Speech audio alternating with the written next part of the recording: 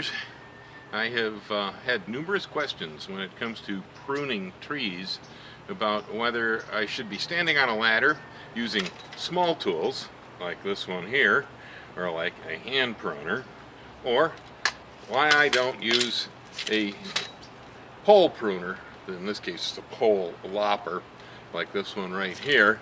And well, there are pros and cons when it comes to using one tool or another. I'm going to go ahead and demonstrate the use of both different techniques for you. In general, if I can get to my work easily with a short ladder and a small tool, I prefer to do it that way because I get a much better job and it's usually a lot quicker. On the other hand, if I can't reach my work, then tools like this guy right here, where we have lopper handles on the end of a long pole. This is a wonderful Japanese-made orchard lopper. These tools will do the work when you can't get in there, and I like them. They're good for an application, but trying to prune every shoot in the top of an apple tree with one of these is too laborious, and I get my cuts all in the wrong places personally because I can't see against the sun when I'm pruning up there. So I'm going to go ahead and we'll start by doing a little bit of shooting while I cut with this orchard lopper. So for my first trick, I'm going to look up here inside my apple tree. I'm going to take this orchard lopper and I'm going to go ahead and I'm going to take off shoots from last year's growth right here. And the truth of the matter is that these tools, they don't do as clean a work as the regular hand pruners as you get on top of them will. There's no way that they can make a cut quite as nice because of the extension. It's also really, really hard to see. You're going to want to try to find buds that are pointing outward from the center of the tree. And the bright California sunlight right here in my face makes this actually a bit challenging to do this work.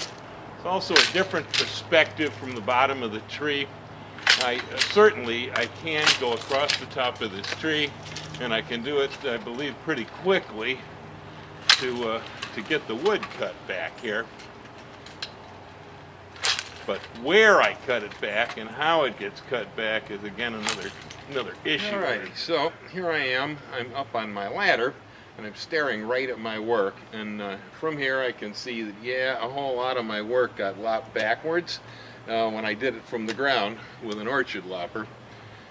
And so again, it's a matter of control. It's a lot of control when you're up here working with a hand shear. It's also it's actually considerably quicker. If I want to go ahead and make this a fast job here, I can walk across all of this pretty quickly just by cutting it with this shear.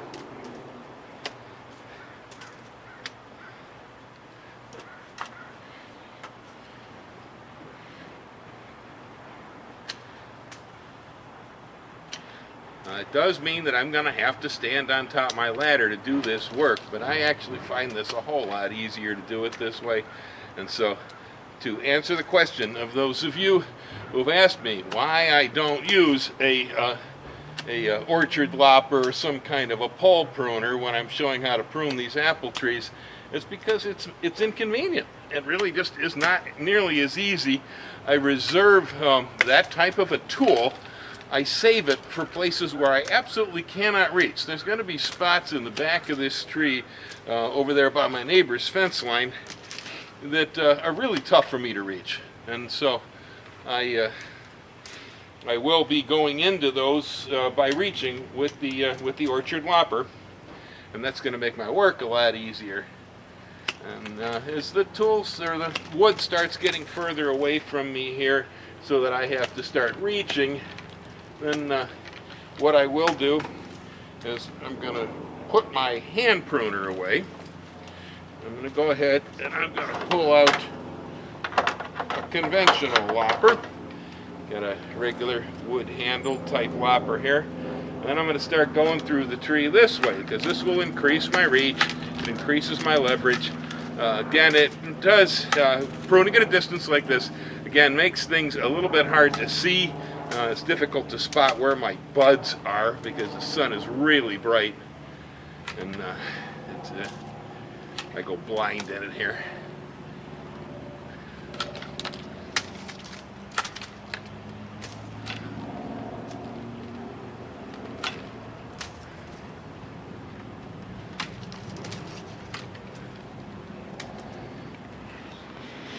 So here I am standing above the tree, kind of give you a little bit better look at what I was doing that you viewed from the ground. And so in front of us here I have mostly the finished pruning work, and over on that end of the tree you can see that I'm unfinished. And like I say, working from the ladder with the loppers and the hand pruner is just a whole lot easier to get at this wood. But there is wood all the way in the back of the tree over there that I'm probably going to have to use the orchard lopper even from the ladder to be able to reach it. So here I go again with the orchard lopper. I'm going to take on some of these branches standing here on the ground.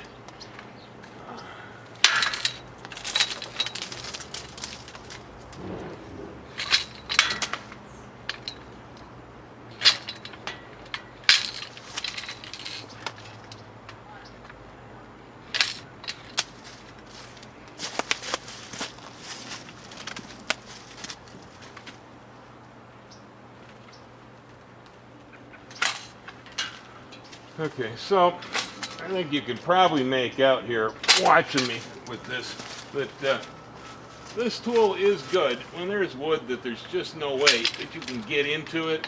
I pruned some Japanese maples yesterday, overhanging a swimming pool. That definitely, this was the tool for the job, because it allowed me to be able to go out there and reach into places where I could never go, because I simply cannot walk on water. I know some people think I'm really good at pruning, but walking on water isn't one of my strong suits. So the problem with this tool is if you try to prune an entire tree with it, it's really rather inexact. It takes a lot of work to try to get the thing positioned so that so you can see what you're doing up there. So I'm going to go back to my ladder and my hand pruner and my regular hand lopper again here, so I can get a little bit better job out of this. I try to keep my fruit trees short enough that a lot of the work I do, I can actually do it standing on the ground with conventional pruning tools, not extended ones. In the case of the Fuji apple here behind me, it's a little bit of a windscreen and a vision break along my fence line. In other words, it's being used as a hedge. And I like to keep it fairly tall. Alrighty, here we go.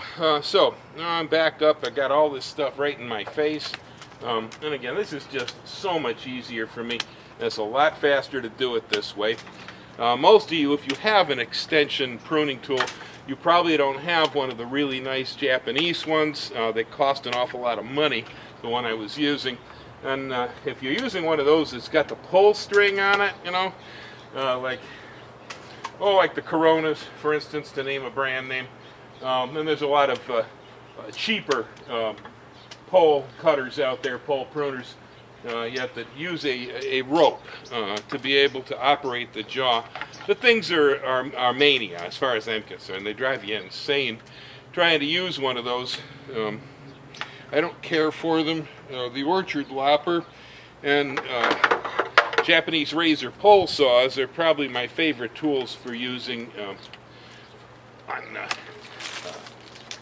elevated situations. Now, that's one heck of a piece of wood there, huh? Look at the size of that puppy. Okay, so this particular tree is a Fuji apple, very popular. This tree gets really, really, really thick. Takes a lot of thinning. Keep this one growing properly. Not all trees do this, but the Fuji definitely does. It is a thick growing tree. I'm going to end up probably doing a lot of my thinning from down below. I'm just going to come up here and shorten up all the growth that came last year, and then head back down, look up through the bottom of the canopy in order to be able to see what I want to thin out. not quite as easy to see from here. Just a lot of wood in my face. All right, see, now I'm switching to my conventional lopper here to give me an edge as far as reach is concerned. See, so working from up here over the top of the tree is just an easier thing to do. It's also so much easier with the light, because as I work from the ground and look up through the tree, the sun blinds me. And I really can't tell what I'm looking at most of the time from down below. So we save those pole-style orchard loppers for working situations where it's impossible to be able to reach any other way, because they're really not that much fun to use. They're cool, you know, and when you got to use one, wow, there's nothing like them, but they really aren't that easy to use. Okay, so for comfort, that is probably just about as far as I'm going to reach into this tree here. That one too. This one. There we go. Okay, so there's the reach. Now it would probably be a good suggestion at this point to go into the back side of the tree over here by using my orchard lopper. That way I won't have to move my ladder. Here's where a tool like this one really starts to come into its own, because this tree is backed up against the fence line over here, and if I was going to try to get to the back side, I really would probably have to set my ladder up in the neighbor's yard to do this work. And so this way I could just reach on over here, cut all these guys back. And so this is the job for extended tools. That's really where it's at when you got a tool like this, to get into these places where you couldn't get into otherwise. They're also pretty good for picking up your junk wood like that. Use it like a claw. Handy little thing that way. One. As you can see, it's a little slower when you're using this thing. So it isn't the what do we call it? It's not the cure-all here, you know, for staying off the ladder. You got fruit trees, dude, you're going to be on a ladder. I mean, that's all there is to it. Even keeping trees as short as possible, it's still tough to stay off a ladder. I certainly recommend these three-legged ladders, like the one I have here. They're called orchard ladders. They are really superb for this job. The third leg will fit inside the tree, so you can get much closer than you can with a four-stand ladder.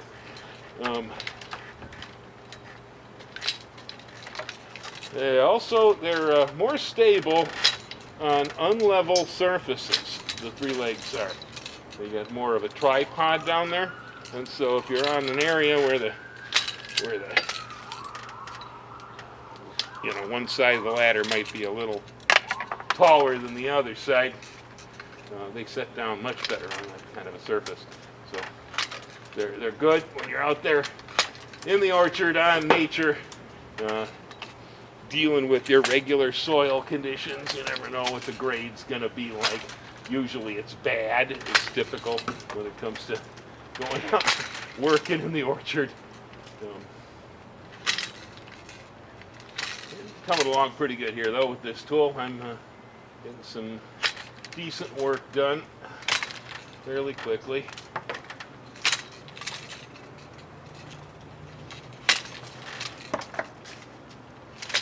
I'm going to go to the back side of the tree over here with the orchard lopper and do some work. But first, I have just a little bit too much older fruiting wood hanging over here on this side of my tree, and I really can't even get back in there. So I'm going to cut a little bit of this fruiting wood back. It's got a lot of good spurs on it. As you can see, that this kind of small twig formation like this actually makes for good apples. You can see apple hanging there. Here we go. Look at that one right there. A little peewee apple on the end of a fruiting spur. See? And so these knobby little twigs are important. That's where a lot of your fruit's going to come from. But it's starting to get in my way over here. I'm getting so much of it. The downward hanging wood on the tree tends to develop a lot of fruiting on it. And so it's started to dangle in here like a weeping willow to such an extent I can hardly get to the back side of the tree. So I'm going to have to do a little bit of pruning on it. Bite the bullet, get rid of some fruit. I get new fruiting wood growing in other places there. Take off a little bit of Japanese maple here, leave myself some room. In fact, I'm going to switch the orchard lopper on the ground here. So, that off. That off. So, I'm trying to prune to outward facing buds on most of this, where I can see them. They are somewhat visible, glowing in the sunlight over here. Let's see, he's not very happy next door about the branches going in the eye, so let's get rid of that one. There we go. That's gone.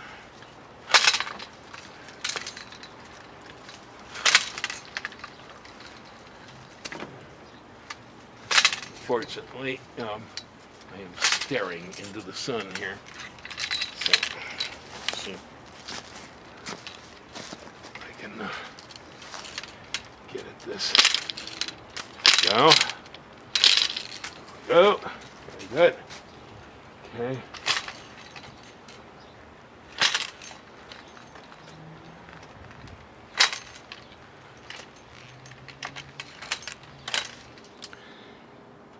Well, here we are up above looking down on the work.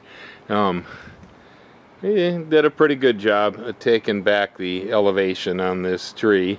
We look down the way over there. I've got some that aren't finished yet. You can see the difference. We've tend to bring things back down here towards the ground. There is an awful lot of wood inside this tree, and so I'm going to take a second trip into the tree and do thinning. I really want to be able to see little birdies fly through these branches. It's getting kind of thick, but as far as the height of the tree, it's been done. There we go. The tools used for the job then to prune this tree were the conventional hand pruner right here. That one we used the long-handled lopper, like this one here, and then I also utilized a pole lopper or orchard lopper, like this one right here. It's got two handles on it, got a long tube with a rod, and a lopper head at the end. And you know, again, this is just a great tool. I love them. You know, they can take me places nothing else can take me, but trying to do all the work using one of these tools is just too difficult for me. And so that's why I spend a lot of time standing on a three-legged orchard ladder over here and using smaller tools closer to the work. For those of you with telescopic vision, I suppose, being able to work from the ground may, you know, be functional. As for me, I just can't see the work up there against the sun well enough to do a good job. So that's why I tend to climb the ladders when I'm going into my bigger trees. Hey, great gardening. See you next time.